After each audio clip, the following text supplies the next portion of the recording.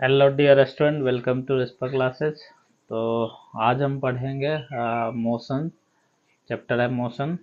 और ये class ninth का फिजिक्स का पार्ट है। ठीक है, तो ये हमारा होगा लेक्चर नंबर 1। लेक्चर 1। ठीक है, तो पूरा वीडियो को अंत तक देखना, आपको पूरा कंसेप्ट समझ में आएगा। और कहीं भी दिक्कत होगा तो कमेंट सेक्शन तो है ही, आप वहाँ पर अपना डाउट बता सकते हैं। ठीक है, तो मोशन देखिए, अगर आप अपने डेली लाइफ में देखिएगा, डेली लाइफ में आपको बहुत सारा चीज़ें मिल जाएगा। जैसे कि अगर हम बात करें एग्जांपल्स में ट्री का, फिर बात करें व्हीकल्स का। व्हीकल्स का मतलब गाड़ी, जैसे बाइक, कार, ये सब। ठीक है, और ह्यूमन बीइंग का बात करें, ह्यूमन का। और बर्ड का बात करें, ठीक है, और एनिमल का बात करें।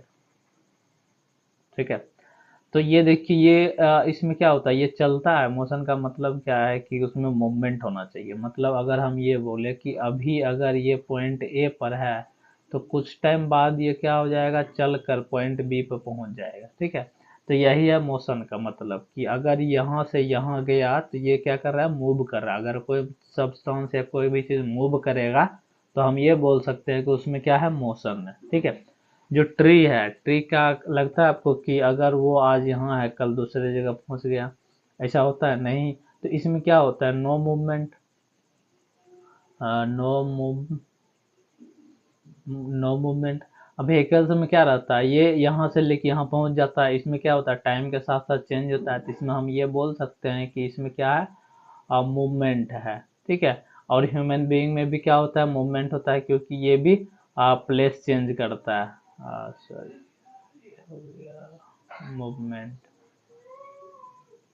ठीक है, और बर्ड में भी क्या होता है, प्लेस चेंज करता है। तो इसमें भी क्या होता है, मूवमेंट होता है।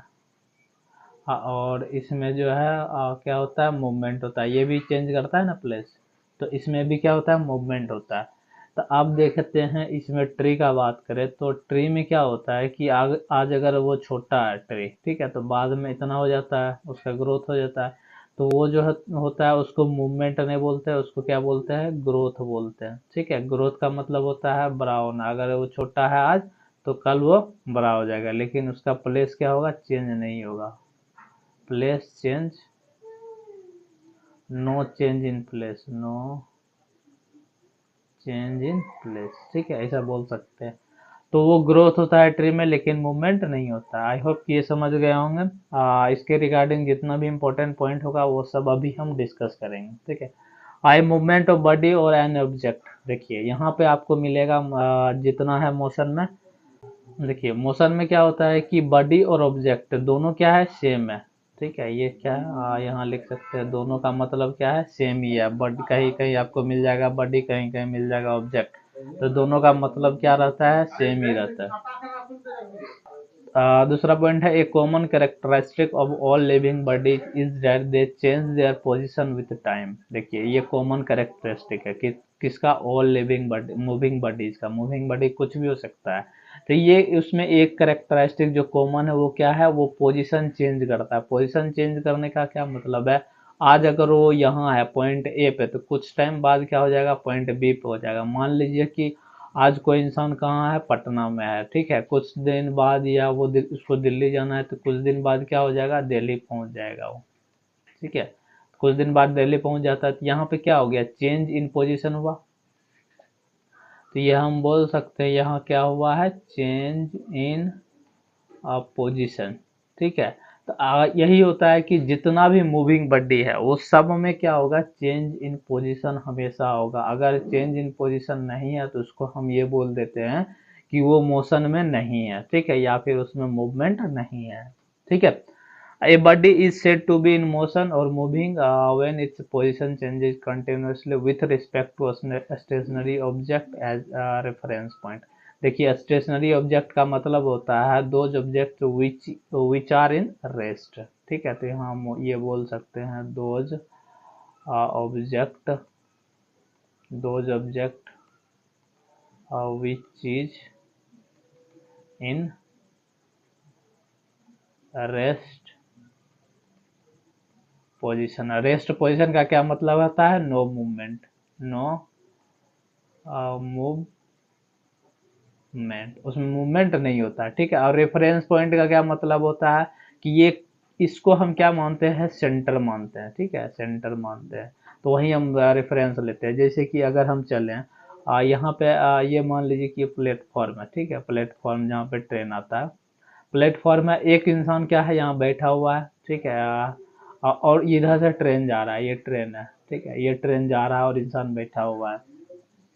तो ये हमें कैसे पता चलेगा कि ये ट्रेन है, मूविंग है, ये ट्रेन है, मूविंग है, कैसे पता चलेगा, इसी के रिस्पेक्ट में पता चलेगा ना। तो ये इंसान बोलेगा कि ये ट्रेन क्या हो रहा है, मूव कर रहा है। और ये कैसे बोलेगा कि ये ट्रेन मूव कर रहा है, क्योंकि ये क्या है, रेस्ट में है, ये रेस्ट में है, और ये क्या है, मोशन में है, ठीक है, अब मोशन में है, ठीक है। तो यहाँ जो इसको हम बोलेंगे ना कि ये रेस्ट में है, तो इसी को हम बोलेंगे कि ये क्या है, रेफरेंस पॉइंट है, रेफरेंस पॉइंट है। इसी के वजह से हम बोलते हैं कि ये जो ट्रेन है क्या है, मोशन में है, ठीक, समझ गए। तो रेफरेंस पॉइंट का मतलब समझ गए, वो क्या है, उसको हिंदी में बोलते हैं केंद्र बिंदु, ठीक है। जहाँ से मतलब हमें पता चलता है, जहाँ से हम किसी चीज को कंपेयर करते हैं, ठीक है। अब दूसरा उसके बाद है एग्जांपल्स में, when the position of a car changes continuously with respect to stationary object like houses and tree. आप देखते होंगे, आप बस से कहीं जा रहे होंगे, ठीक है, ये बस है। अब बस से अगर आप कहीं जाते होंगे, इसको हम बस बना देते हैं, तो बस अगर मोशन में है, ठीक है, बस मूव कर रहा है, तो आपको कैसे पता चलता है कि बस मूव कर रहा है। तो अगर आप बस के बाहर है तो आपको जो हाउस है, ठीक है, हाउस या फिर ट्री, इसके रिस्पेक्ट में आप देखते होंगे, तब लगता होगा कि हाँ बस मूव कर रहा है, ठीक है, क्योंकि ये जो हाउस हो गया या ट्री हो गया, ये सब क्या रहता है, रेस्ट में रहता है, ठीक। तो रेस्ट में रहता है, इसी को हम रेफरेंस पॉइंट मान के हम या बस का है ना मोशन निकालते हैं, ठीक है, बस का मोशन निकालते हैं कि ये मूव कर रहा है या नहीं कर रहा है, ठीक। अगर हम बस में रहेंगे तो हमें क्या लगेगा, बस हमारे रिस्पेक्ट में क्या हो जाएगा, स्टेशनरी हो जाएगा, पता ही नहीं चलेगा कि बस मूव कर रहा है या नहीं कर रहा है, ठीक है। तो हम जब भी देखते हैं बस का मूवमेंट है या नहीं है, तो हम हमेशा देखते हैं ट्रे या फिर हाउस के रिस्पेक्ट में। तो हमारा रेफरेंस पॉइंट ट्री या फिर हाउस हो जाएगा। If a body moves fairly fast, then its movement or motion can be observed easily. अगर कोई बॉडी है, ठीक है, अगर कोई बॉडी है जो खूब तेजी से चल रहा है, ठीक है, तो अगर उसमें मोशन है बहुत फास्ट, अगर मोशन है हाँ बहुत फास्ट, मोशन का बात करें तो ये हो गया फास्ट। अगर इसमें कुछ सॉरी, इसमें मोशन अगर फास्ट है तो इसको हम क्या कर सकते हैं, ऑब्जर्व कर सकते हैं इजिली, ऑब्जर्व कर सकते हैं इजिली। वही अगर कोई बॉडी है जिसका मोशन क्या है, बहुत स्लो है, ठीक है, बहुत ज्यादा स्लो है, तो इसको ऑब्जर्व करने में क्या होगा, डिफिकल्ट होगा, डिफिकल्ट टू ऑब्जर्व, ऑब्जर्व करने में क्या होगा, डिफिकल्टी होगा। जैसे कि अगर एग्जांपल्स का अगर हम बात करें, जैसे क्लॉक होता है, ठीक है,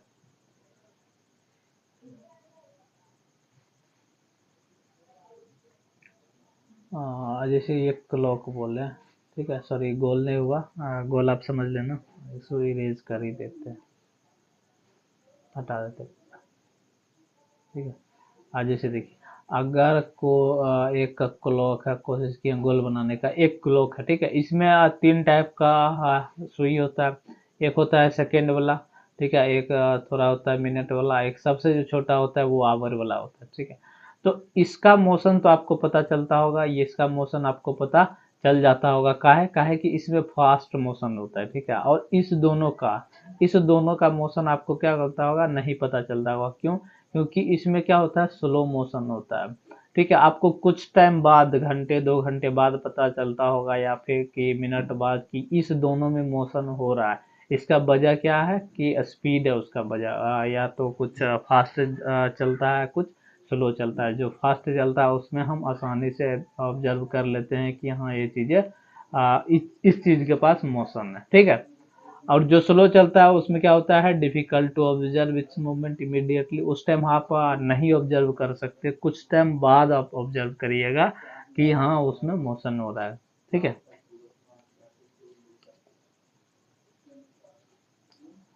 अब हम बात करते हैं नेक्स्ट पॉइंट के बारे में। एग्जांपल्स में आप बता ही दिए, ये वाला examples, hour hands of watch moves very slow and second hands of watch moves very fast. Hour hands बोल सकते हैं, और या और मिनट हैंड्स, यहाँ पे और में लिख सकते हैं और मिनट हैंड, मिनट हैंड्स, ठीक है। आवर हैंड्स और मिनट हैंड्स दोनों में क्या होता है, स्लो मूवमेंट होता है, तो इसीलिए आप उसको ऑब्जर्व करने में थोड़ा क्या लगेगा, टाइम लगेगा, इंतजार करना पड़ेगा तभी वो दिखेगा, वरना नहीं दिखेगा। और जो सेकेंड का होता है आप उसको तुरंत ऑब्जर्व कर सकते हैं, ठीक है। Body and object mean same things in this chapter. आप बता ही दिए कि बॉडी और ऑब्जेक्ट है, दोनों का मतलब यहाँ सेम ही होगा, ठीक है।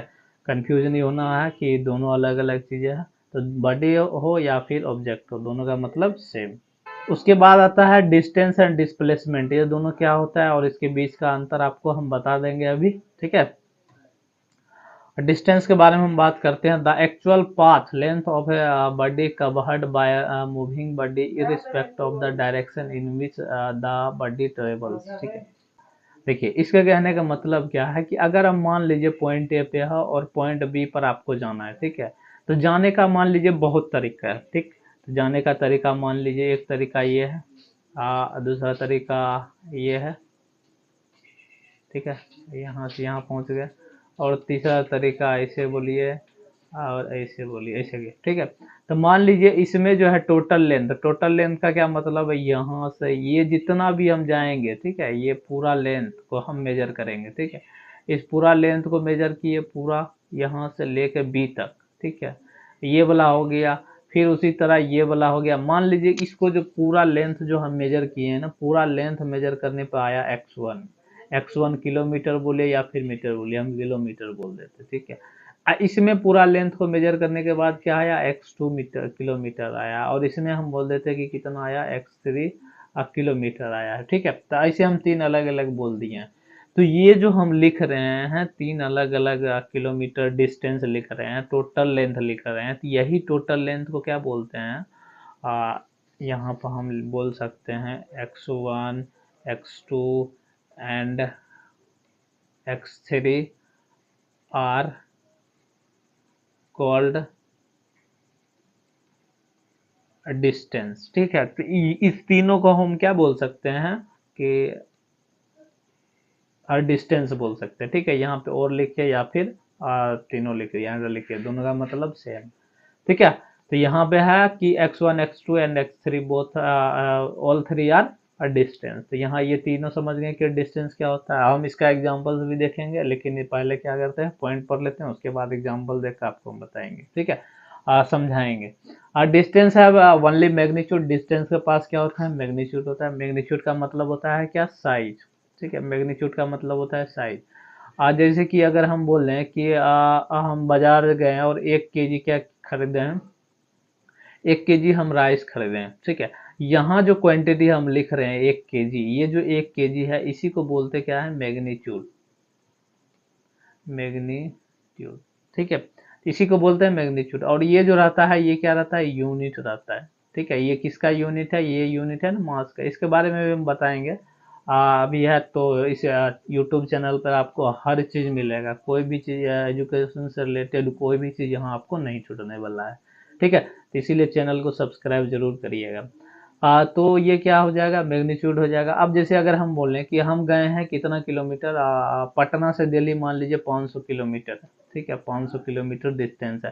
तो यहाँ जो 500 है, इसी 500 को क्या बोलते हैं, मैग्नीट्यूड, क्या बोलते हैं, मैग्नीट्यूड। और दूसरा अगर हम बात करें, मान लीजिए आप बाजार गए और बाजार से आप दूध खरीदे या फिर तेल खरीदे, कुछ भी खरीदे।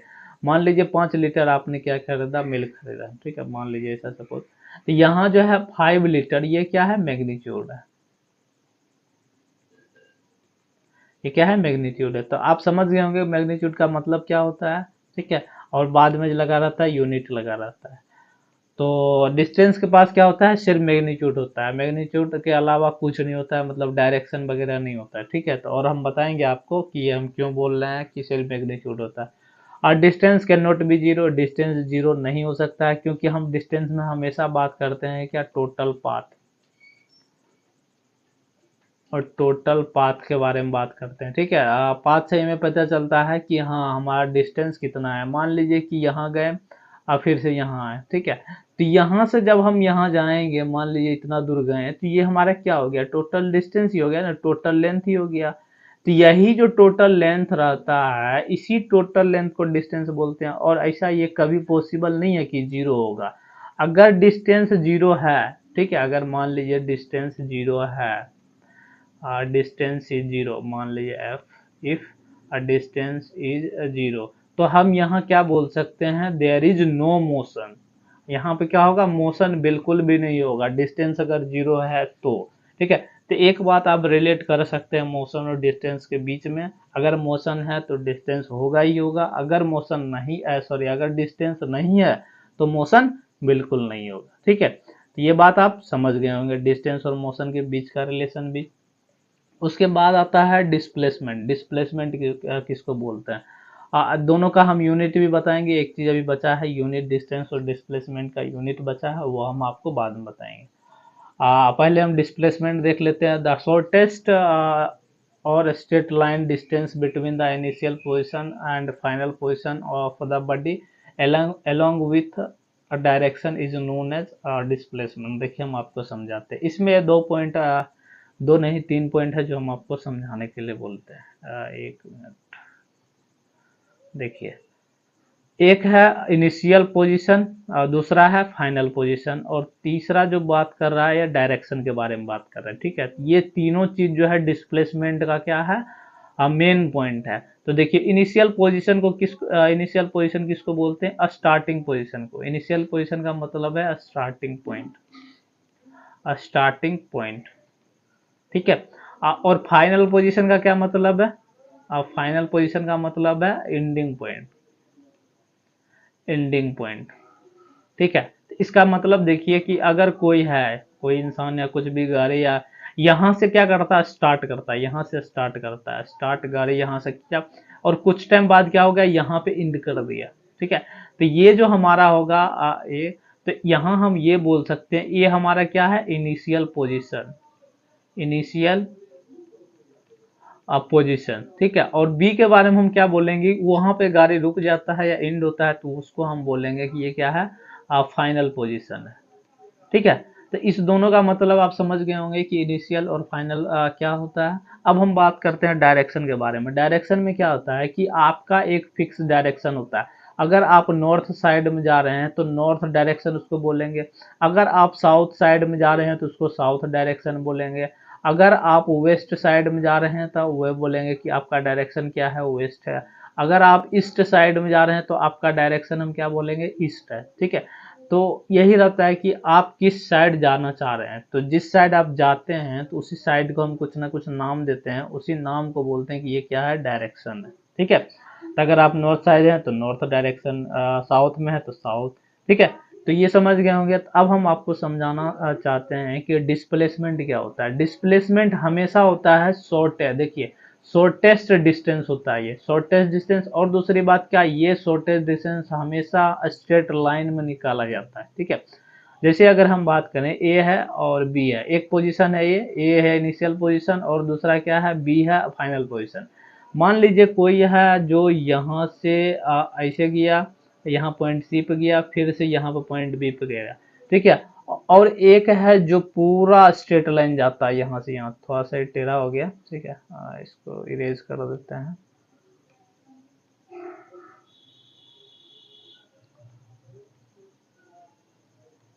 यहाँ से यहाँ देखिए, यहाँ से शुरू हुआ और वो यहाँ तक गया। ठीक है, तो ये मान लीजिए पूरा स्ट्रेट लाइन है, और ये वाला, इसको हम बोलते हैं एक वन वे, इसको टू वे, और मान लीजिए एक बताते हैं, ऐसे यहाँ गया, फिर से यहाँ गया, फिर से यहाँ गया, और फिर से यहाँ गया। ठीक है, ऐसा है, तो इसको हम बोलते हैं, ये पॉइंट हो गया हमारा डी, ये पॉइंट ई, और ये पॉइंट एफ। ठीक है, ऐसे हो गया, और इसको बोलते हैं थर्ड तरीका, थर्ड वे। ठीक है, तो यहाँ पे जो देखिए, जो शॉर्टेस्ट डिस्टेंस होगा, शॉर्टेस्ट डिस्टेंस हमेशा स्ट्रेट लाइन में निकाला जाता है, ये जो होगा शॉर्टेस्ट डिस्टेंस होगा। अगर हम डिस्टेंस का बात करें, D1 और D2 और D3। ठीक है, तो ये हो गया हमारा टोटल डिस्टेंस। यहाँ से लेके अगर इससे जा रहे हैं, इससे सी होते हुए जा रहे हैं तो इसको हम बोलते हैं कि ये D1 है। अगर इस पॉइंट से जा रहे हैं स्ट्रेट लाइन में, ये बोलते हैं D2 है, और ये बोलते हैं D3। ठीक है, तरीका थ्री, थर्ड वे से। तो यहाँ अगर हम डिस्टेंस का बात करें तो देखिए D3 इज ग्रेटर देन होगा d2 ग्रेटर देन होगा d1। यहाँ जो d1 है इसी को बोलते क्या है, डिस्प्लेसमेंट। ठीक है, डिस्प्लेसमेंट। डिस्प्लेसमेंट हमेशा क्या होता है, छोटा होता है या फिर इक्वल होता है डिस्टेंस के। तो आप हमेशा ये बोल सकते हैं डिस्प्लेसमेंट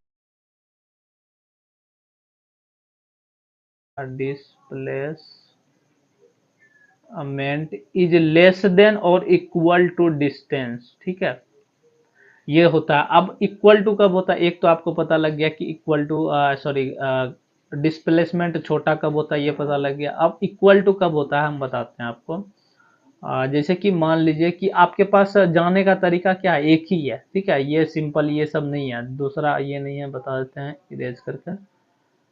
ये मान लीजिए ये सब कुछ नहीं है आपके पास।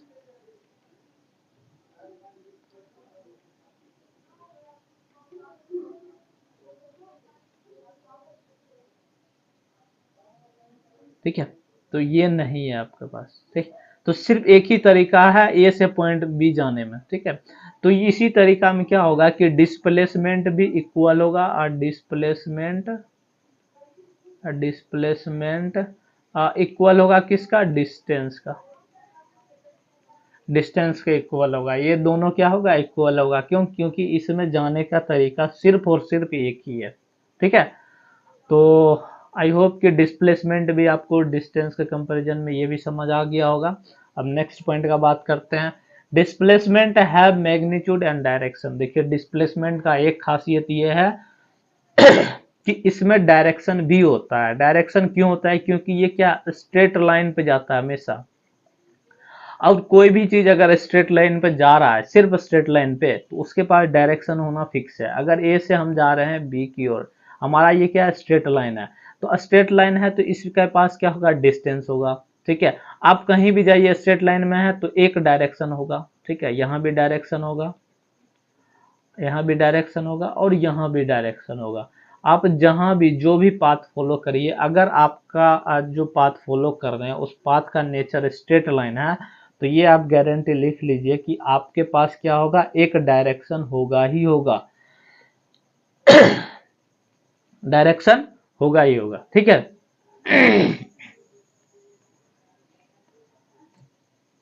Displacement can be zero. अब ये बोल रहा है कि डिस्प्लेसमेंट जीरो हो सकता है लेकिन डिस्टेंस जीरो नहीं होता। अब हम आपको बताते हैं कि डिस्प्लेसमेंट जीरो कब होता है। जैसे एग्जांपल से लीजिए कि आप यहाँ से शुरू किए हैं, मान लीजिए ये पॉइंट ये है, आप यहाँ से शुरू किए, आप बहुत सारा मूव करते गए और फिर से यहीं पे आ गए।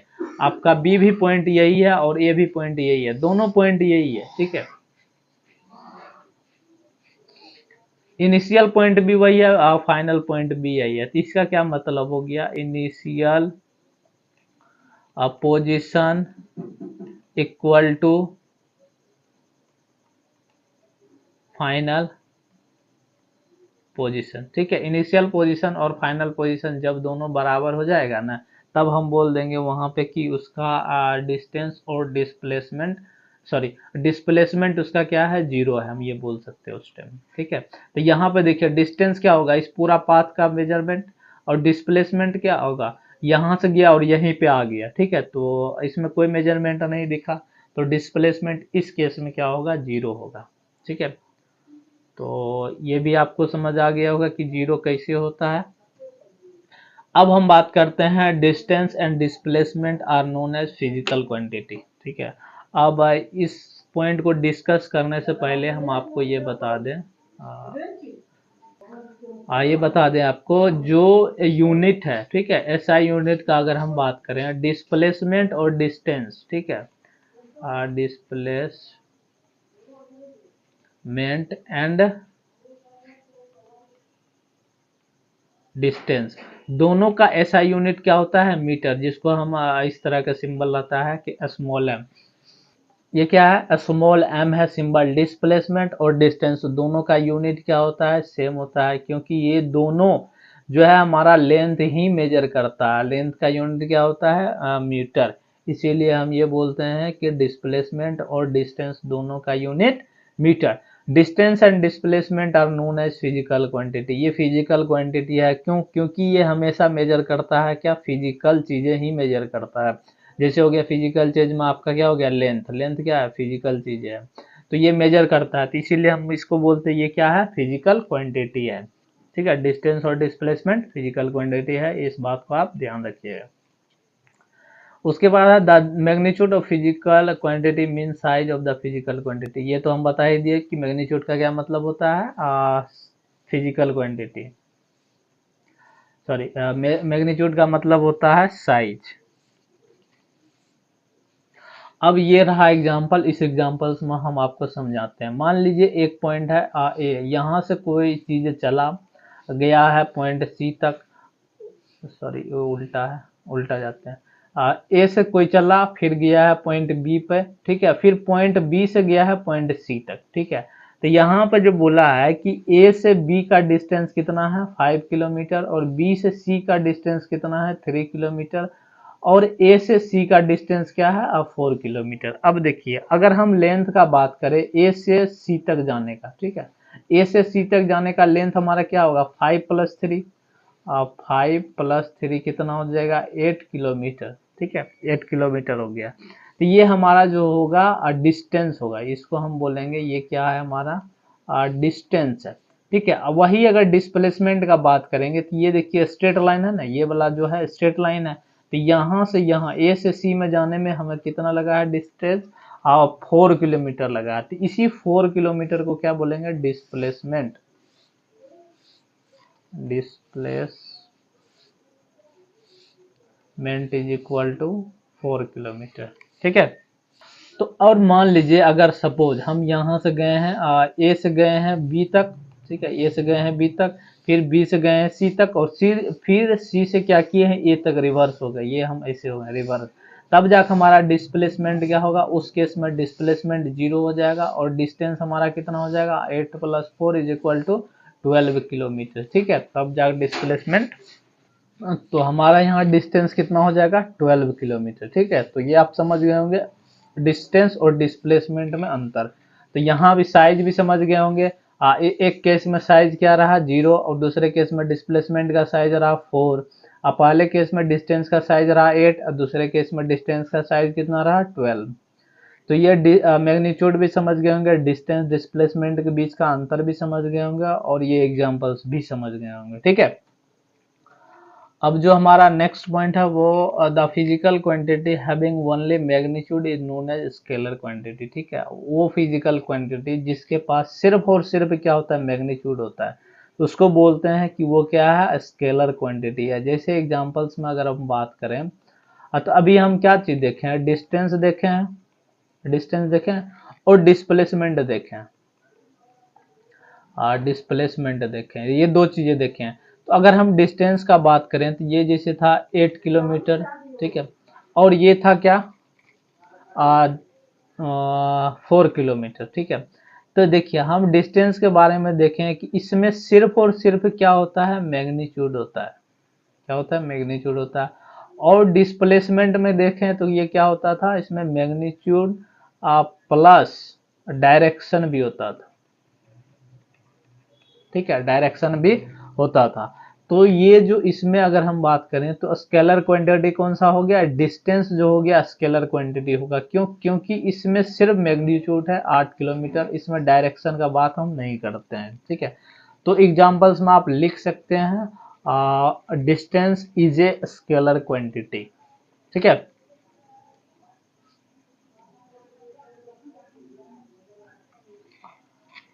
Scalar quantity have no direction, ये हम बोल ही दिए कि स्केलर क्वांटिटी में डायरेक्शन नहीं होता है, सिर्फ और सिर्फ मैग्नीट्यूड होता है, ठीक है। उसके बाद आता है वेक्टर क्वांटिटी। वेक्टर क्वांटिटी भी एक क्या है? फिजिकल क्वांटिटी है जिसके पास मैग्नीट्यूड भी होगा और डायरेक्शन भी होगा, दोनों होगा। और इसके एग्जांपल्स में क्या होगा? अभी हम देख ही लिए थे, डिस्प्लेसमेंट। डिस्प्लेसमेंट, डिस्प्लेसमेंट में क्या होता है? डायरेक्शन भी होता है और मैग्नीट्यूड भी होता है, डायरेक्शन प्लस मैग्नीट्यूड, ठीक है। तो इसमें दोनों होता है, इसीलिए वेक्टर क्वांटिटी बोलते हैं डिस्प्लेसमेंट को।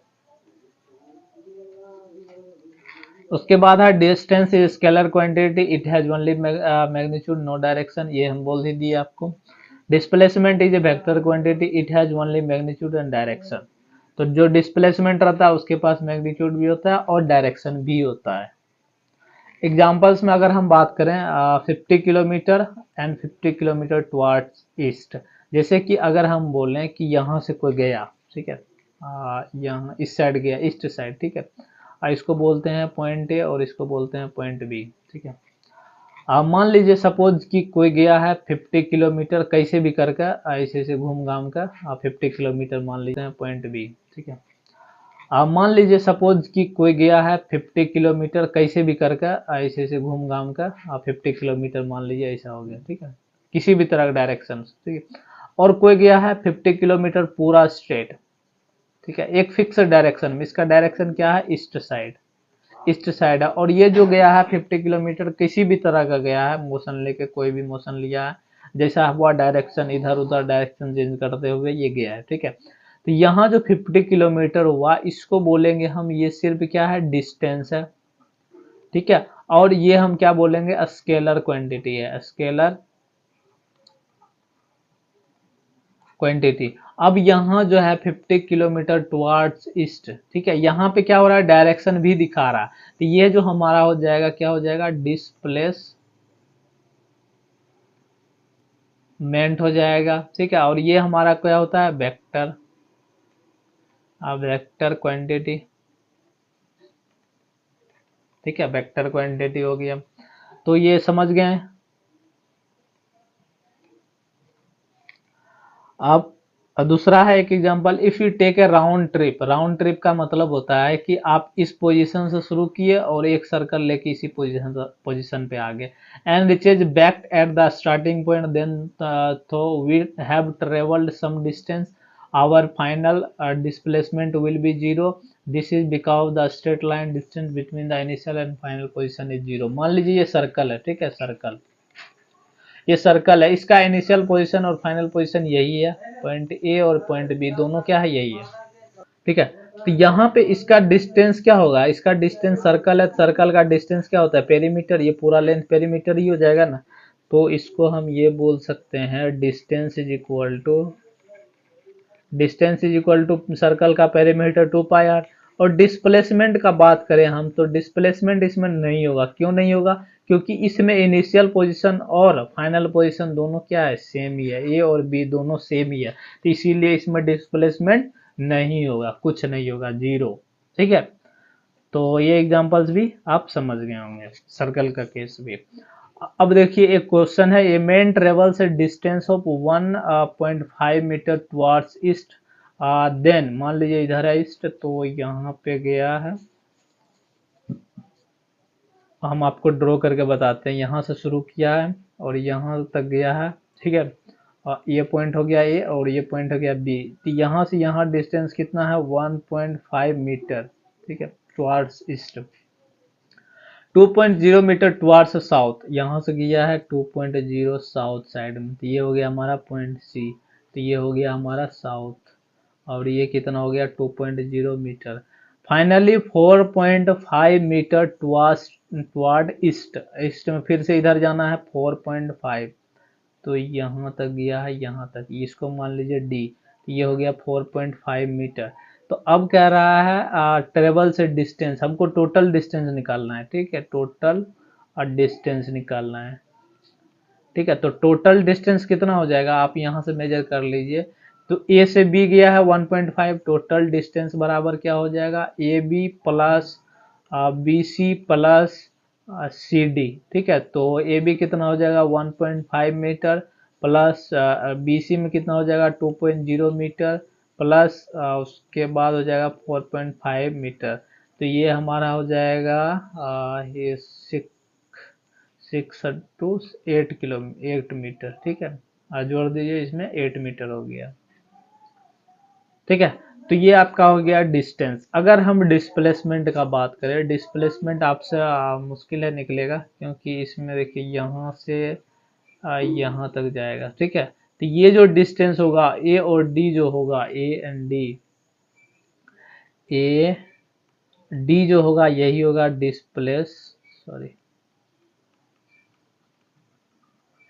डिस्प्लेसमेंट होगा। ठीक है, आप यहाँ से पाइथागोरस थ्योरम से निकाल सकते हैं। अगर आप मान लीजिए कि ये क्या है, ए है, 1 मीटर है और ये 1 मीटर है, तो आप पाइथागोरस थ्योरम से निकाल सकते हैं।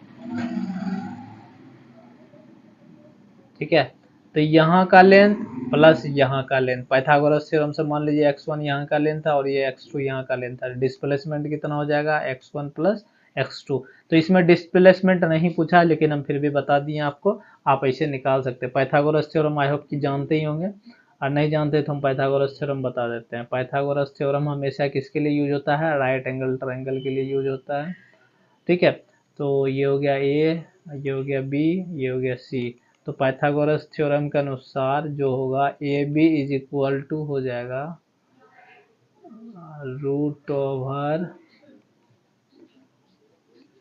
√/AC² plus BC²। ठीक है, ये पाइथागोरस थ्योरम का था, इसी से आप निकाल सकते हैं। ठीक है, वैसे इस क्वेश्चन में सिर्फ और सिर्फ डिस्टेंस पूछा है, इसीलिए कोई दिक्कत की बात नहीं है। What is total distance travel, तो ये टोटल डिस्टेंस ट्रेवल निकल गया आपका। ठीक है, क्या है, अब जो हमारा नेक्स्ट टॉपिक है वो क्या है, uniform motion and non uniform motion. अब इस दोनों के बारे में देखेंगे, यूनिफॉर्म मोशन और नॉन यूनिफॉर्म मोशन के बारे में। ठीक है, इसको भी हम क्या करेंगे, बढ़िया से आपको समझाएंगे, इसलिए आप ध्यान से वीडियो को देखना। पहला है यूनिफॉर्म मोशन के बारे में पढ़ते हैं।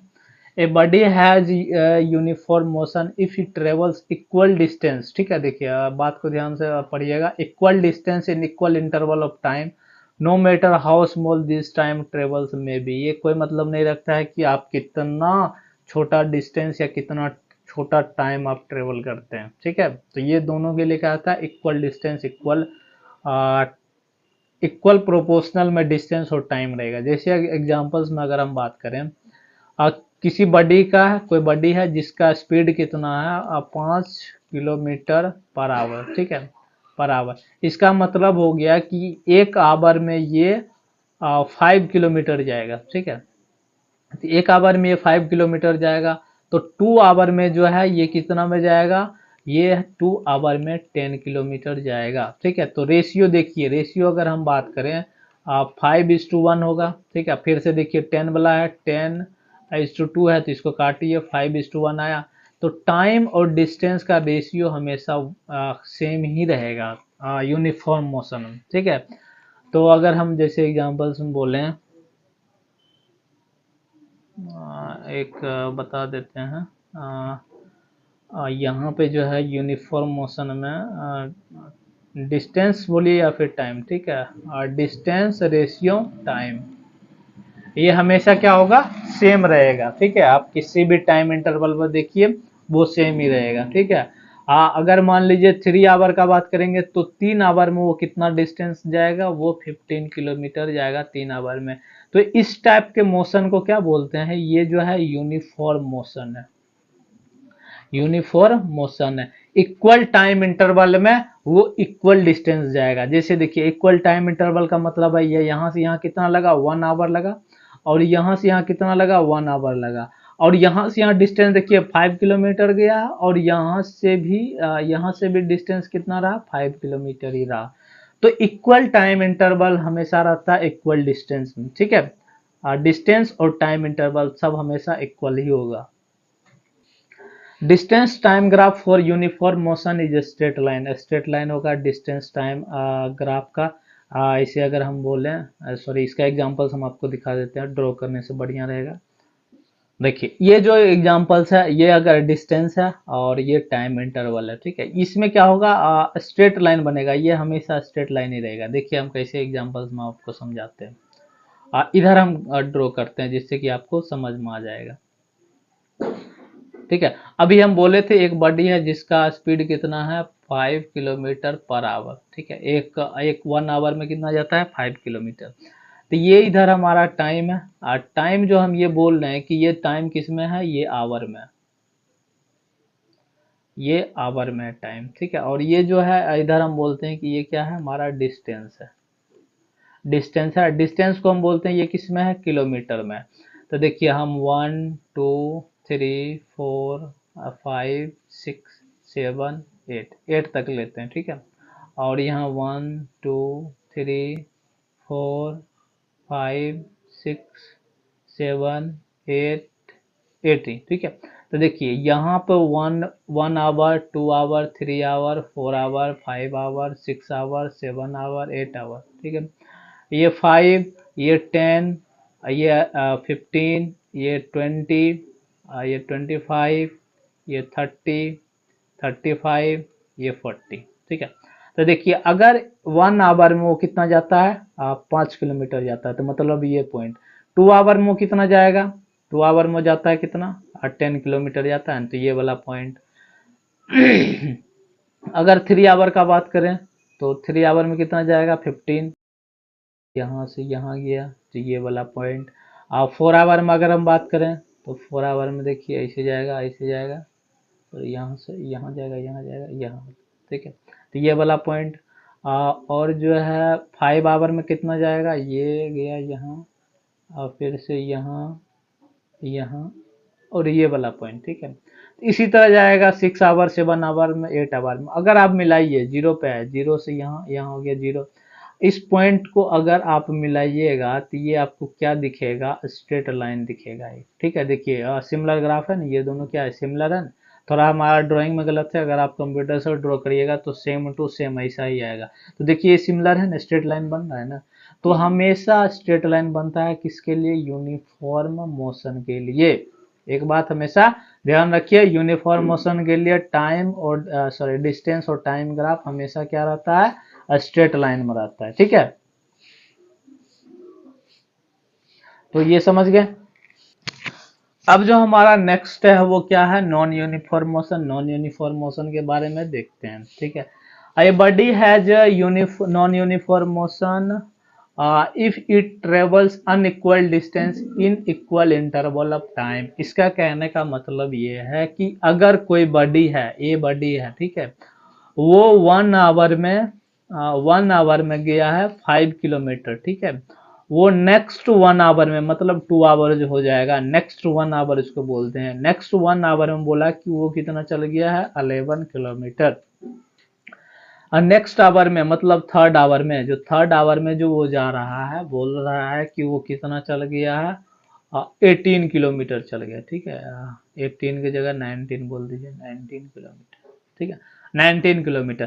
तो देखिए यहाँ जो टाइम इंटरवल रहा 1 आवर, यहाँ भी टाइम इंटरवल रहा 1 आवर, लेकिन यहाँ जो है ये डिस्टेंस कितना गया, यहाँ से यहाँ 6 किलोमीटर गया है, फिर यहाँ से यहाँ 8 किलोमीटर गया है। देखिए तो 1 आवर में यहाँ 6 किलोमीटर हो रहा है और यहाँ 1 आवर में कितना किलोमीटर हो रहा है, 8 किलोमीटर होता है। तो इस टाइप के मोशन को क्या बोलते हैं, नॉन यूनिफॉर्म मोशन बोलते हैं, ठीक है। तो नॉन यूनिफॉर्म मोशन, तो समझ गए नॉन यूनिफॉर्म मोशन का मतलब क्या होता है। तो अब इसका ग्राफ भी देखेंगे, इसका ग्राफ क्या रहता है, स्ट्रेट लाइन कभी नहीं बनेगा।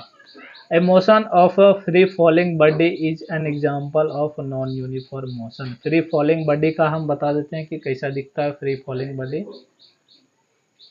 देखिए ये जो होता है, ये वाला जो पॉइंट है, यहाँ पे फ्री फॉलिंग होता है। आप कोई बॉल है उसको किसी हाइट से छोड़ दीजिए, देखिए एक टाइम यहाँ से यहाँ गया, डिस्टेंस थोड़ा सा कम, फिर थोड़ा ज़्यादा, फिर ज़्यादा, फिर ज़्यादा, फिर ज़्यादा, फिर ज़्यादा। देखिए तो ये क्या होता है, डिस्टेंस हमेशा डिफर करता है फ्री फॉलिंग में, ठीक है। तो ये जो मोशन होता है, इस मोशन को क्या बोलते हैं, नॉन यूनिफॉर्म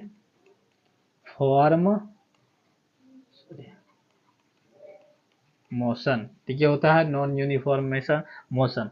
अब देखिए यहाँ जो ग्राफ का, यहाँ पे ग्राफ की बात कर लेते हैं। तो ग्राफ में क्या होता है, नॉन यूनिफॉर्म मोशन में स्ट्रेट लाइन नहीं होगा, कर्व इस टाइप का भी हो सकता है और कर्व इस टाइप का भी हो सकता है, किसी भी टाइप का कर्व हो सकता है, ठीक है, जैसा भी है, लेकिन इस टाइप का कभी नहीं होगा, ये वाला कभी नहीं होगा नॉन यूनिफॉर्म मोशन के लिए, ठीक है।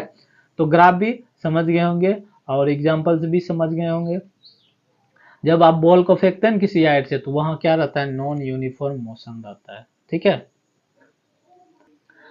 एक जो पॉइंट है, दूसरा पॉइंट क्या है, third point, time distance time graph of body having non uniform motion is a curve line, ठीक है। हमेशा क्या होगा, कर्व लाइन। अभी हम दिखाए थे तो ये कैसा था, कर्व लाइन था ना इस टाइप का, कभी इस टाइप का भी बन सकता है, ठीक है, कभी इस टाइप का भी बन सकता है। तो ये क्या बनेगा, हमेशा के हमेशा कर्व ही बनेगा, स्ट्रेट लाइन कभी नहीं बनेगा, ठीक है। तो यूनिफॉर्म मोशन भी आप समझ गए, ठीक है।